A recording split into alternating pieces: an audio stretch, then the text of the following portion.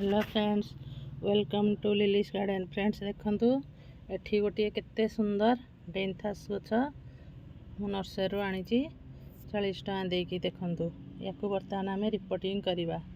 एत सब शीत दिन में यही फूल गछ सब नर्सरी मानक बहुत मिले। आम आनी आम बगीचार लगे आम बगीचार माने शोभावर्धन करथांदी। देखंतु एठी मोर गोटे चौड़ा पट नहीं, चौड़ा पट्रे डेंथास गछ लगे भल भाव पूरा चारिआडे प्रसारित होगी गछ हेब एवं बहुत फूल फुटब।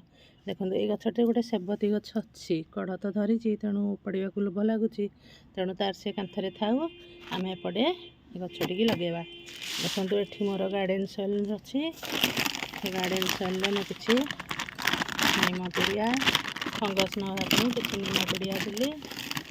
देखो गचर ग्रोथ पाई किसी डीएपी पिड़िया देली। देखो तापर एठी देखंतु मु किछि पत्रर पाउंस ताकू भी देली। से सब को मिश्रण करदेबा। देखंतु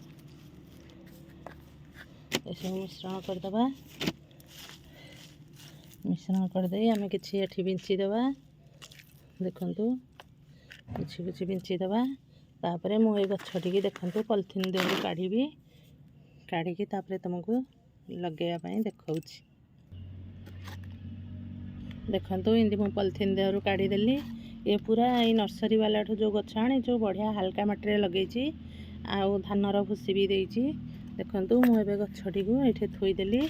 थोई दे आमे जो माटीर मिश्रण करिते से मिश्रण को एमती चारिपटे देई नेबी। देखंतु माटी जो कंपोस्ट मिसेछि निम पिड़िया पत्र गुंड आउ डीएपी पिड़िया ताकू एमती चारिपटे मु देखंतु देई नेली। दे सारी आमे सेथिरे पानी देई देबा एवं गछटी की सेमी शेड एरिया रे 5-6 दिन रखीदेबा। तापरे आमे गछ को खरा को देखेबा। एवं आपण माने देखंतु ए सब फूल फुटी सारी, जो फूल फुटी सारी आमे डेंथास गछर ए फूल को एमती पिंचिंग करदेबा आवश्यक, नले से आउ भल फूल फुटबनी। एमती पिंचिंग करदेले पुणी आउ थरे सी कौली की शाखा प्रशाखा देव। आपण माने मध्य नर्सरी जाई शीत दिन बगीचा पे डेंथास गछ आणंतु एवं आपण गार्डन ने लगांतु एवं सुंदर सुंदर फूल पांतु उपभोग करंतु। रहउची फ्रेंड्स, आपण को मो वीडियोटी भल लागिथिले लाइक शेयर सब्सक्राइब करिवे, कमेंट मध्य करिवे। देखंतु मोर एठी केते सेबती फूल, केते येलो सेबती आउ पिंक सेबती खैरिया सेबती सब फुटी, केते गेंडू फूल भी फुटी, एठी डिसेंबर फूल फुटी।